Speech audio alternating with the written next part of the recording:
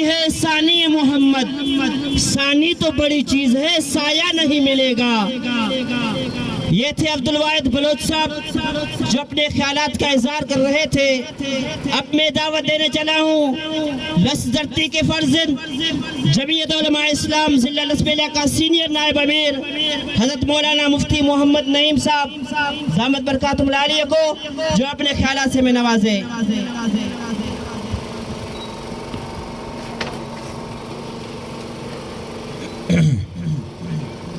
الحمدللہ کفا والصلاة والسلام علی محمد المصطفیٰ۔ اعوذ باللہ من الشیطان الرجیم، بسم اللہ الرحمن الرحیم۔ وما كان محمد ابا احد من رجالكم ولكن رسول الله وخاتم النبیین۔ وقال رسول اللہ صلی اللہ تعالی علیہ وسلم انا خاتم النبیین لا نبی بعدی۔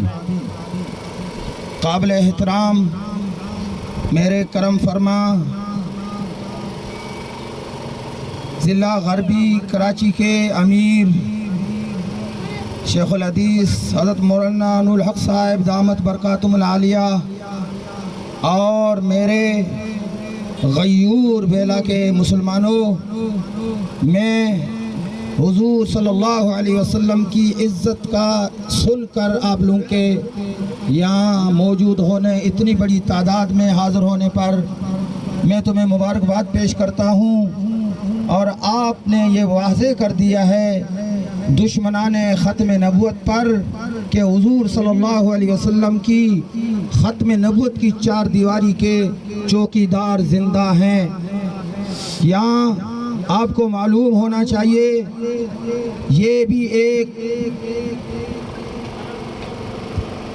کہ اس موقع پر چیف جسٹس نے یہ معاملہ کیوں چھیڑا، جبکہ اس وقت ہمارا پورا ملک سیاسی انتشار کا شکار ہے اور خلفشار کا شکار ہے۔ اس موقع پر ہم چیف جسٹس سے پوچھنا چاہتے ہیں کہ کس کے اشارے پہ آپ نے یہ مسئلہ چھیڑا ہوا ہے۔ ایک بات یہ ہے، دوسری بات کہ چیف جسٹس نے یہ کہا ہے کہ پہلے قانون ہے پھر اسلام ہے۔ قانون کے اندر، پاکستان کے قانون کے اندر مذہبی آزادی ہر کسی کو حاصل ہے، اور قانون کے مقابلہ میں اسلام کے اندر آزادی حاصل نہیں ہے۔ تجھے شرم آنا چاہیے، تجھے ڈوب کے مرنا چاہیے۔ اسلام پہلے ہے، پاکستان کا قانون بعد میں ہے، اور اس نے کہا پاکستان کا قانون پہلے ہے، اسلام بعد میں ہے۔ تو نے تو اسلام کو آج تک پہچانا نہیں ہے، تجھے اس کرسی پہ بٹھانے والے پر کو بھی شاباش ہونا چاہیے۔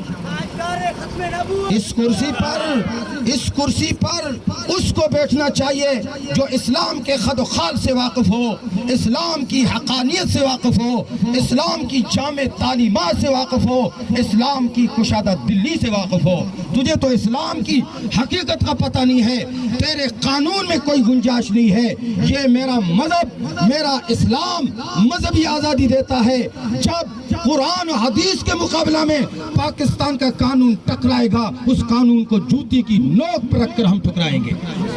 کوئی قانون نعرہ تکبیر، تاجدار ختم نبوت، غلامی رسول میں نعرہ تکبیر۔ ایسا کوئی قانون ہمیں قبول نہیں ہے جو اسلام سے مقدم ہو۔ ہمارا ایمان ہے پاکستان بھی تب تک ہے جب تک اسلام ہے، پاکستان کا قانون بھی تب تک ہے جب تک اسلام ہے۔ اور میں پوچھنا چاہتا ہوں کہ مذہبی آزادی کس کو کہتے ہیں؟ اسلام مذہبی آزادی کا درس دیتا ہے۔ آپ ثابت کر لو کہ قادیانیت پہلے مذہب ہے یا نہیں ہے۔ قادیانیت مذہب نہیں ہے، اسلام سے غداری کا نام قادیانیت ہے۔ قادیانیت فتنے کا نام ہے، رسول اللہ کی عزت پہ ڈھاکہ ڈالنے کا نام قادیانیت ہے۔ تیرے باپ کو بھی گنجائش نہیں ہے تو دوبارہ پاکستان کے اندر قادیانی کو آزادی دے سکو۔ آج اس بے غیرت چیف جسٹس کو آج بیلا کے عوام کی غیرت کو دیکھ کر استعفیٰ دینا چاہیے۔ کیا تم اس بات پر اتفاق کرتے ہو کہ اس کو کرسی چھوڑنا چاہیے نہیں چھوڑنا چاہیے؟ تو اس معزز کرسی پہ بیٹھ کے جو 22 کروڑ رسول اللہ کے غلاموں عشاق رسول کا ملک ہے، اس کی تو ایک مذہبی اور عدالت کی کرسی پہ بیٹھ کر اور مغرب کو خوش کرنے کے لیے تو رسول اللہ کی دل آزاری کر رہا ہے۔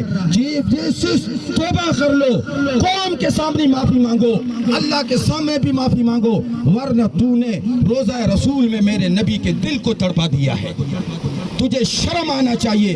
اور آج ہم نے آپ نے حضور صلی اللہ علیہ وسلم کی محبت میں، حضور صلی اللہ علیہ وسلم کے عشق میں ختم نبوت کی چوکیداری کا ثبوت دیتے ہوئے ہم نے مقتدر قوتوں پر بھی واضح کیا ہے کہ یاد رکھو اس اسمبلی کے اندر، آج بھی میں نے جمعے میں کہا تھا، حضرت کی موجودگی میں بات دوہرا رہا ہوں، بڑے صغیر کے اندر تم میں سے جو کسی کارنامے کو بڑا کارنامہ قرار دے، لیکن ہماری نظر میں بڑے صغیر کے اندر، اسمبلی کے اندر قادیانی کو جو کافر قرار دیا تھا، بڑے صغیر کا سب سے بڑا کارنامہ ہے، سب سے بڑا کارنامہ۔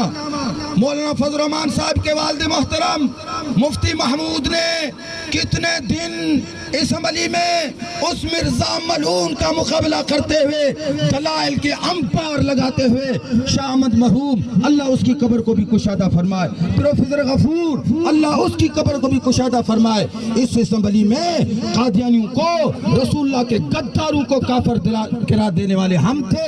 اور جس طرح ہم نے تحریک چلائی، ہم نے پسینہ بایا، ہم نے خون بایا، رسول اللہ کی عزت کا جھنڈا بلند کیا، قادیانیوں کو ہم نے کافر قرار دیا، اور اس تحریک کی حفاظت بھی ہم کرنا جانتے ہیں، کسی ماں کے لال کو گنجائش نہیں۔ میں مقتدر قوتوں سے بھی کہنا چاہتا ہوں کہ تمہارا رخ بھی ہمیں اچھا نظر نہیں آ رہا ہے، تمہارا رخ بھی ہمیں اچھا نظر نہیں آ رہا ہے۔ اور یاد رکھو سب اہل علم ہو، عالمی قوتوں کی نظر پاکستان پر ہے، اور وہ پاکستان کی ایٹمی قوت کو بے معنی بنانا چاہتے ہیں۔ سب اہل علم میری بات نوٹ کر لو، عالمی قوتیں، پاکستان چونکہ ایٹمی قوت بن کر دنیا کو گلے میں پڑ گیا، عالم کفر کے لیے چیلنج بنا، اب یہ بحرہ منصوبہ بناتے ہیں، دوبارہ ان کے سامنے ایک ہی راستہ ہے، پاکستانی ایٹمی قوت کو بے معنی غیر مؤثر بنانے کے لیے عالمی قوتوں کے پاس ایک ہی راستہ ہے، وہ یہی راستہ ہے کہ دوبارہ ملک کے اندر قادیانیت کو فروغ دیا جائے، قادیانیت کو دوبارہ لایا جائے، پھر اس ایٹمی قوت سے دنیا کو کوئی خطرہ نہیں ہوگا۔ لیکن یاد رکھو یہی مرزا مسرور اس وقت قادیانی کے خلیفہ ملعون، سب کو اللہ کی لعنت ہو مرزا مسرور پر، اللہ کی لعنت ہو۔ فیس بک پہ یہ کلپ چلتا رہا ہے، سوشل میڈیا پہ چلتا رہا، آپ بھی دیکھتے رہے، مرزا مسرور کی چیخ نکل گئی ہے، اس نے واضح کہا جب تک اسمبلی میں مولوی موجود ہوگا، جب تک پاکستان میں مولوی موجود ہوگا، ہمارے لیے راستہ بند ہے۔ یہ تم سب کے لیے سوچنے کی بات ہے۔ تم وہ لوگ ہو ہمیں دھکے دیتے ہو، تم وہ لوگ ہو الیکشن میں ہمیں ذلیل کرتے ہو، تم وہ لوگ ہو ہم تمہارے در پہ آتے ہیں تم ہمیں ذلیل کرتے ہو۔ سنو بیلا والو، آج بھی تیرے نبی کی جنگ لڑنے والے ہم ہیں، آج بھی تمہارے نبی کی جنگ لڑنے والے، پہلے بھی ہم تھے، آج بھی ہم ہیں۔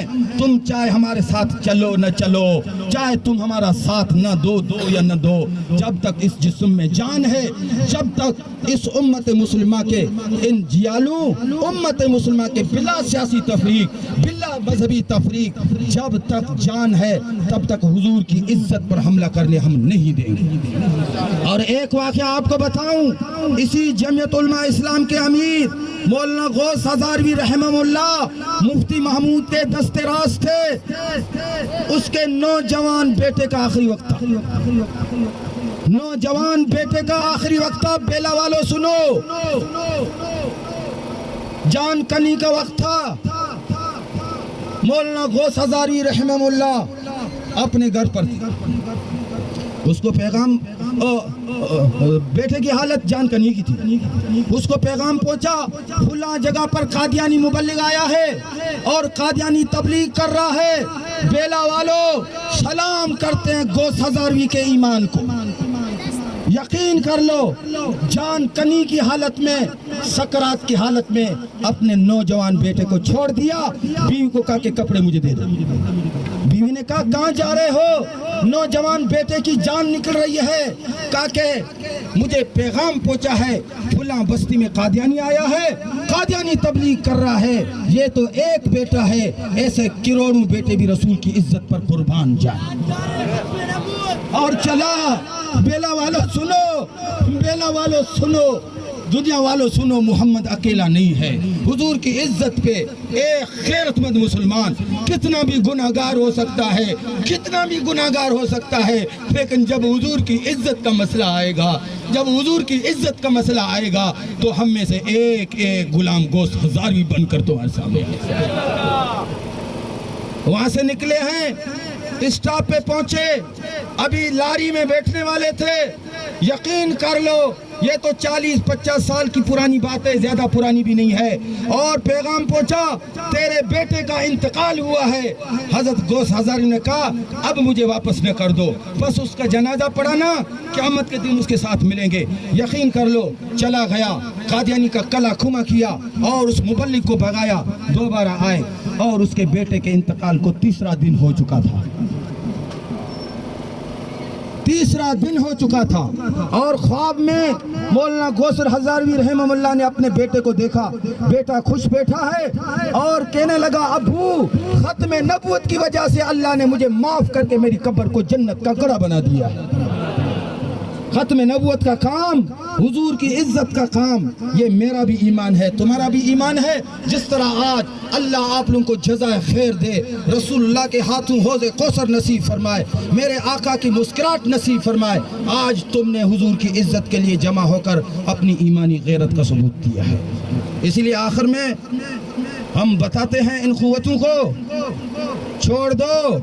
ایک لاڈلا آپ نے لایا تھا، ذمہ داری کے ساتھ کہہ رہا ہوں، ایک لاڈلا درمیان میں انہوں نے لایا تھا اور انہی قادیانیوں سے وہ لاڈلا ملا تھا۔ قادیانیوں نے خود اقرار کر لیا کہ ہم ایک ہیں۔ الزام نہیں لگا رہا ہوں، الزام نہیں لگا رہا ہوں، ہم ایک ہیں، آگے یہ لاڈلا ہے، پیچھے کام کرنے والے ہیں۔ پھر میں پوچھتا ہوں اس کو لانے والا کون تھا؟ یہ ایجنڈا ملک میں نافذ کرنے والا کون تھا؟ نام تو لے ہی نہیں سکتے بھائی، مجرم ہیں ہم، مجرم، مار بھی پڑ رہی ہے، رو بھی رہے ہیں، مجرم ہیں ہم۔ یہ ملک ہمارے اکابرین نے حاصل کیا تھا، اس ملک کی بنیاد میں، اس ملک کی بنیاد میں میرے بزرگوں کا خون تھا، اس ملک کی بنیاد میں شیخ الہند کا پسینہ تھا، اس ملک کی بنیاد میں حضرت مدنی کا پسینہ تھا، اس ملک کی بنیاد میں مفتی مامود کا پسینہ تھا، اس ملک میں ہمارے اکابرین بزرگوں کا پسینہ تھا۔ یہ مفت میں ہم نے ملک حاصل نہیں کیا ہے، آج جو بھی ماں کا لال آئے ملک کو تختہ مشق بناتا پھرے۔ اسی لیے میں دوبارہ آخر میں گزارش کرتا ہوں جو ملک پہ ظلم کر رہے ہیں، کون کر رہے ہیں والا یاد صحیح ہے نہیں ہے، جو بھی ظلم کر رہا ہے، جو بھی ملک کے ساتھ ظلم کر رہا ہے، اللہ ان کو ہدایت دے دے، اگر ہدایت نہیں ہے تو خدا ان کو ذلیل اور برباد اور تباہ کر دے، آمین سب کا۔ یا ہدایت ملے ملک کے ساتھ جنہوں نے مذاق بنایا ہے، ملک کے ساتھ جنہوں نے ظلم کیا ہے، یا اللہ ان کو ہدایت دے دے، اگر مقدر میں ہدایت نہیں ہے تو خدا ان کو ذلیل اور خوار کر دے۔ ہم بھی قنوت نازلہ پڑھنے والے ہیں، کیا خیال ہے حضرت؟ ہم بھی قنوت نازلہ پڑھنے والے ہیں، جب پانی سر سے اوپر ہوتا ہے پھر اسی کی طرف فریاد کی جا رہی ہوتی ہے۔ اسی لیے ملک ہمارا ہے، ملک رسول اللہ کے غلاموں کا ہے، نہ چیف جسٹس کا ہے نہ کسی اور کا ہے۔ اسی لیے ہمارے محترم کرم فرما تشریف لائے ہیں، بیان اصل اسی کو کرنا تھا، مجھے بھی اپنا وقت اسی کو دینا تھا، لیکن تھوڑی مجھ سے زیادتی ہو گئی ہے کہ میں نے تھوڑا اضافی ٹائم لیا ہے۔ اللہ رب العزت تمہیں رسول اللہ کے سامنے قیامت دن مسکراتا ہوا اٹھائے، یہی ہماری تمہارے لیے دعا ہے۔ وآخر دعوانا الحمدللہ رب العالمین۔